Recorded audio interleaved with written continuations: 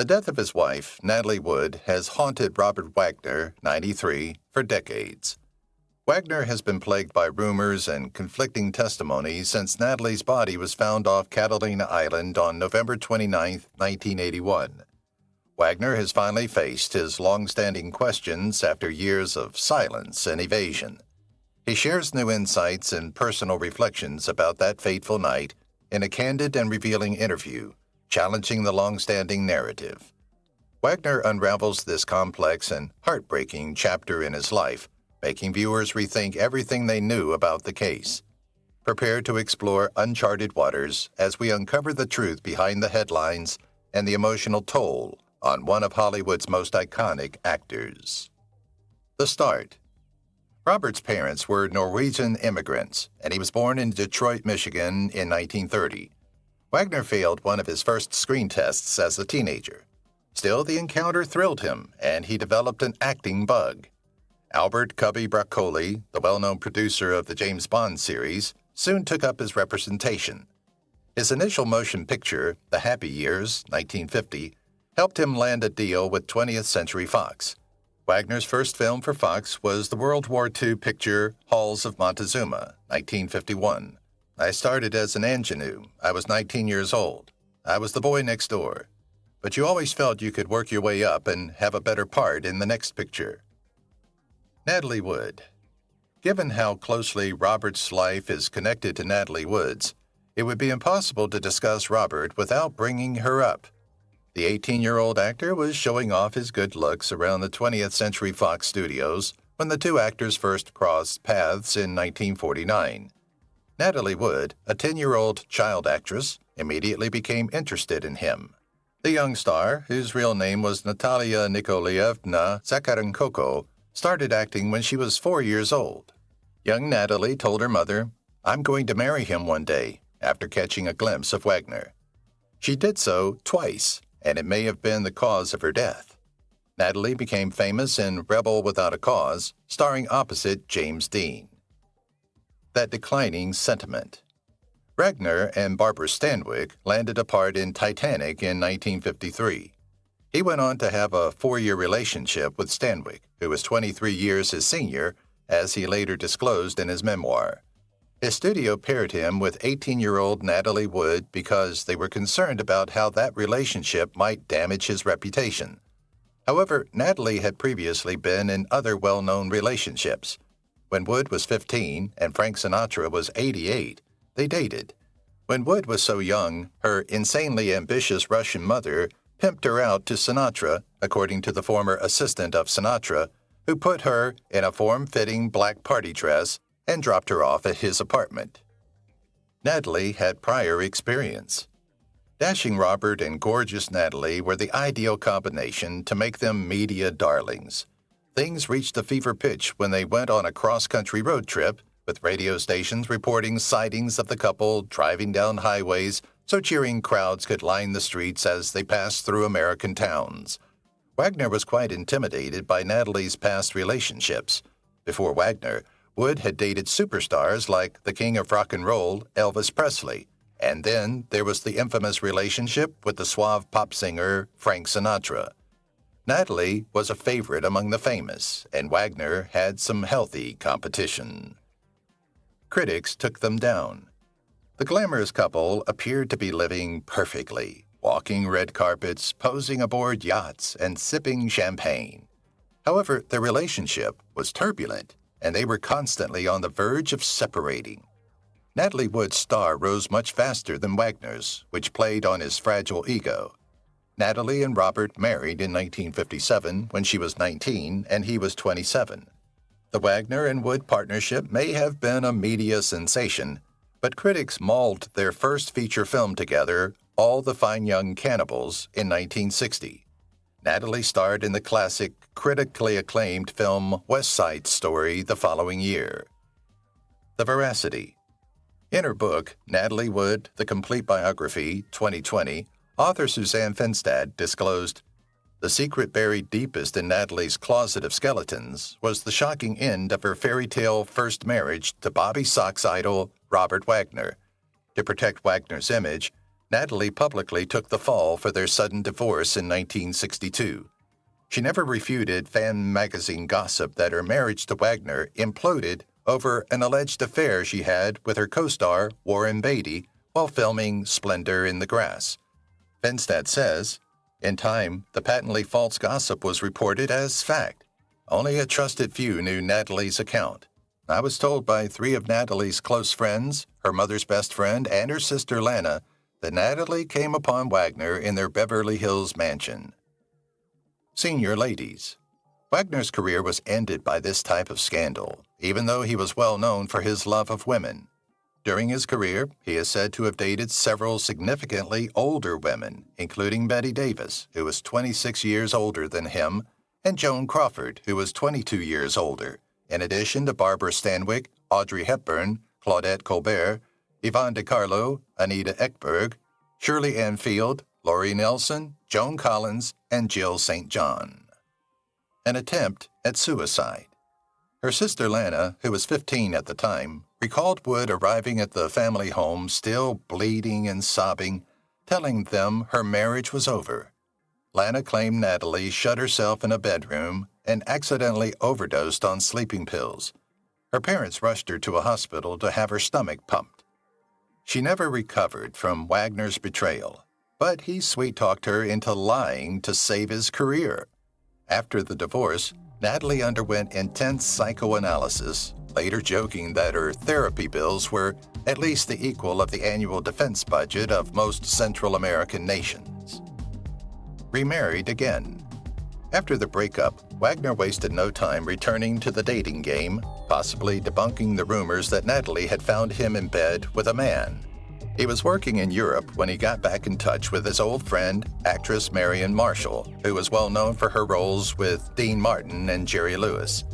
The two spent 2 years making movies in Europe before marrying on July 21, 1963, and having a daughter named Katie Wagner. Wagner's career was in decline, and his supporting roles as Peter Sellers and David Niven in The Pink Panther, 1963, weren't going to help. At roughly the same time, Natalie Wood began dating Michael Caine and David Niven's son. Returning to the United States of America. I was opposed to doing Thief, but Lou Wasserman said, "I want you to be in TV Guide every week." Wagner later stated that his career had taken a turn for the better after he signed with Universal Studios. His situation had gotten so bad in the States that he spent a week playing Mr. Roberts at a vacation resort just outside of Chicago. Wagner was fortunate to support Paul Newman in Harper, 1966. I would have missed all of that if I hadn't listened to Lou. Roland Kibbe wrote the part for me. This is your medium. You've got to try it. You'll be great. Wagner's career took off after the show's instant success. These are walking-only boots. Although his career was booming, his marriage was in disarray at home. In June 1970, he and Marion separated, and that same month, Wagner got engaged to Tina Sinatra. Wagner enjoyed spending time at his father Frank Sinatra's Palm Springs compound, but soon after, something had him singing Nancy Sinatra's hit song while he booted Tina all over. Meanwhile, Natalie Wood married British talent agent Richard Gregson in 1969. However, as soon as he found out about their 1972 divorce, Wagner gave Tina the boot and invited the 6-month pregnant Natalie to his Palm Springs home. The couple soon shocked the world by attending the Oscars together. Wood's sister remarked that it felt like the whole world felt sentimental about this reconciliation. To celebrate, the happy reunited couple got on a boat. A romantic cruise. The two celebrities were happily in love again, but a storm was brewing on the horizon. So in June 1972, the on-again couple set sail for England aboard the opulent cruise ship Queen Elizabeth II. Wagner was headed to Europe to promote the British thriller Madame Sin, 1971, the perfect excuse for boat-loving Robert to take Natalie on an old-fashioned Atlantic crossing. The first morning into the crossing, terrifying 70-foot waves slammed against the cruiser, and they didn't let up for 4 days. Upon arriving safely in the UK, they decided to get married. The fear of the water. It would be a good idea to mention that Natalie Wood already suffered from a severe fear of deep water. "I've always been terrified, still am, of water, dark water, seawater," she said to an interviewer in the 1970s. Although the QE2 trip was supposed to be romantic, it only worsened her fear of deep water. Nevertheless, they borrowed a yacht called the Ramblin' Rose for their second wedding, which guests attended. Before the newlyweds set sail for Santa Catalina Island for their second honeymoon, guests participated in the wedding ceremony, which was held anchored off the coast of Malibu. Wagner got so angry at Lana's husband for selling wedding pictures to a tabloid that he didn't speak to her for years. Challenger mishap. Wagner had purchased a 60-foot yacht named Challenger in 1975, but the couple wanted a different name. Since changing a boat's name is unlucky, Natalie loved a poem by William Wordsworth that contained the word splendor, so they decided to name their new vessel Splendor. However, splendor had a deeper meaning. The word was used in Natalie's film Splendor in the Grass about her alleged affair with Warren Beatty. Whether the rumors were true or not, Wagner would be reminded of them each time he set foot on his boat. This made Natalie jealous and suggested that mind games were going on. From one heart to another. The roles had been reversed. Wagner's career was booming, while Wood's was declining. In 1981, he landed the lead role in Heart to Heart, opposite Stephanie Powers. The weekly show was one of the most popular TV serials of the early 1980s, mainly because of the on-screen chemistry between Wagner and his stunning redhead co-star. Natalie Wood and audiences believed that Wagner and Stephanie Powers were not a real-life couple.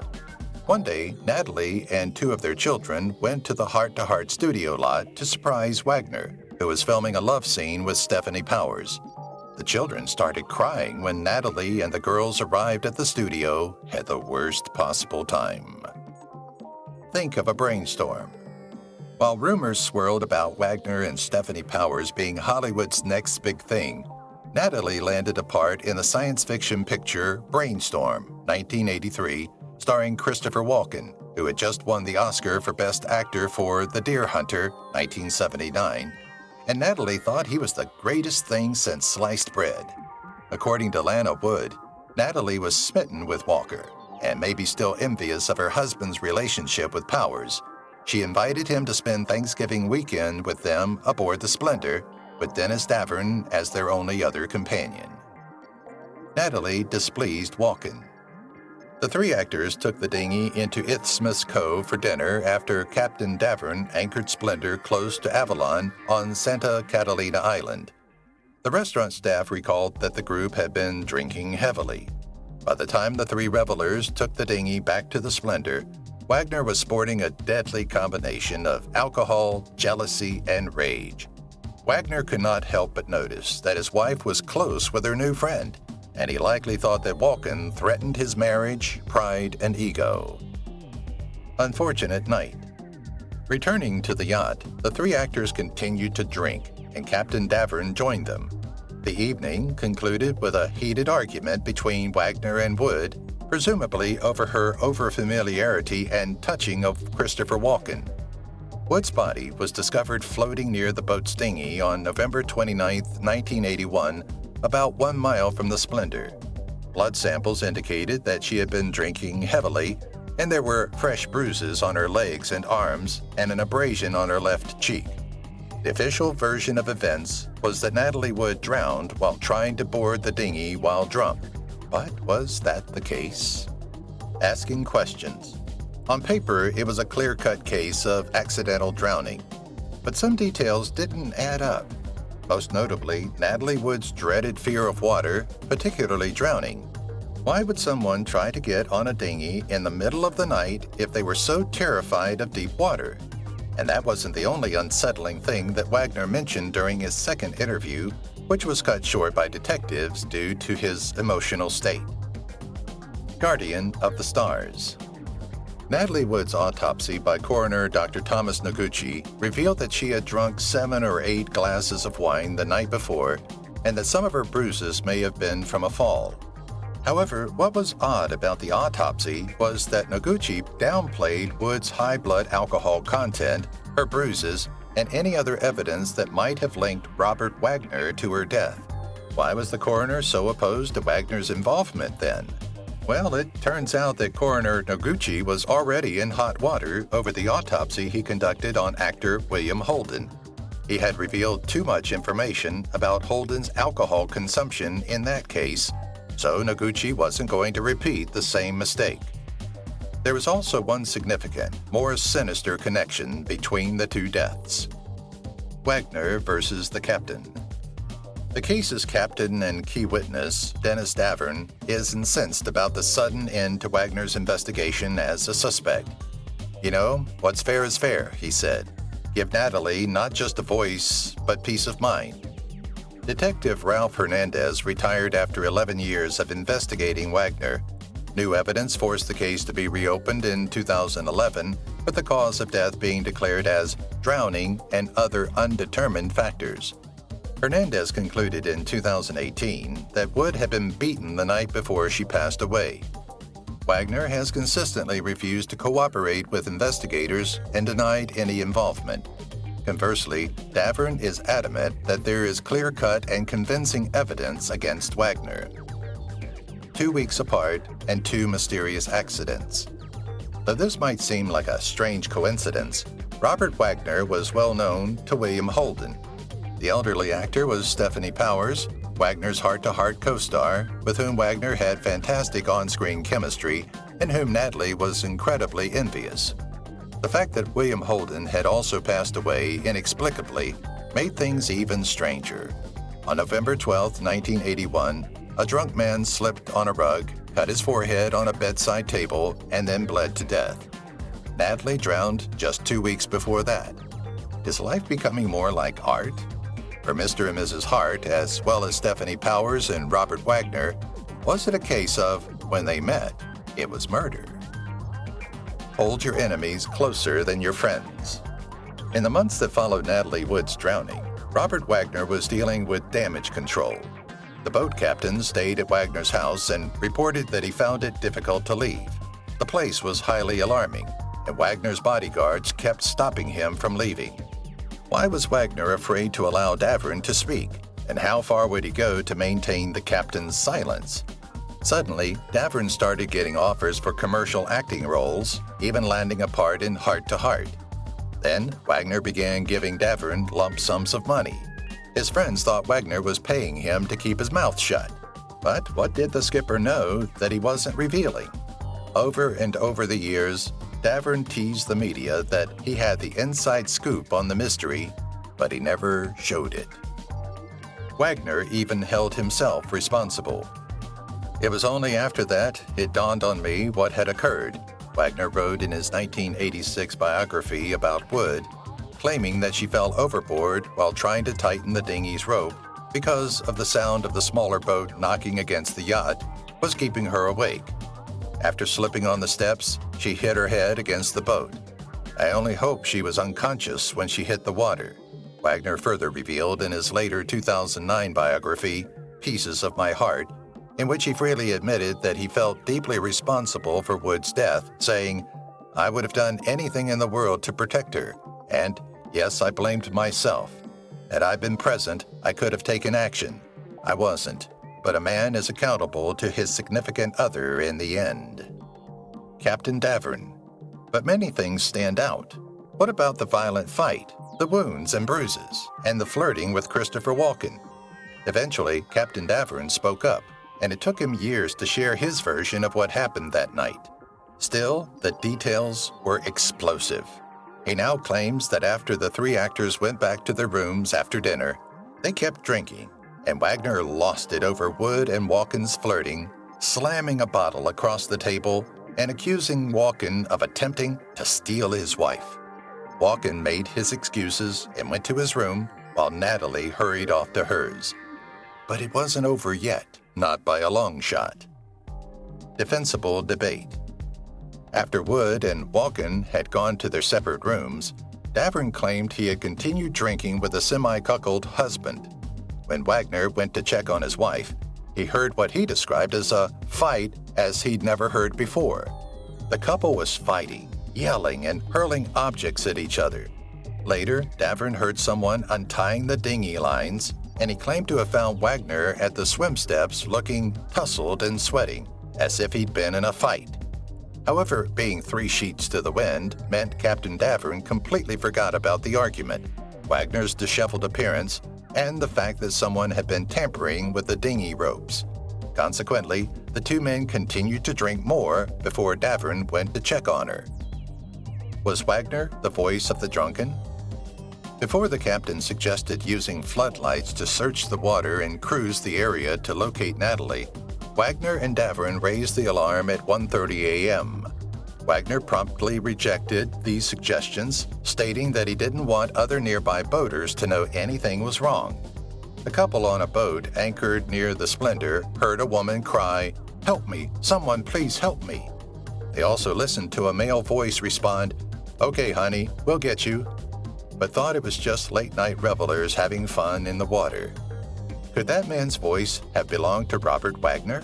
If so, why didn't he help his wife, who was drowning? The mystery persisted for nearly 40 years. Individual of interest.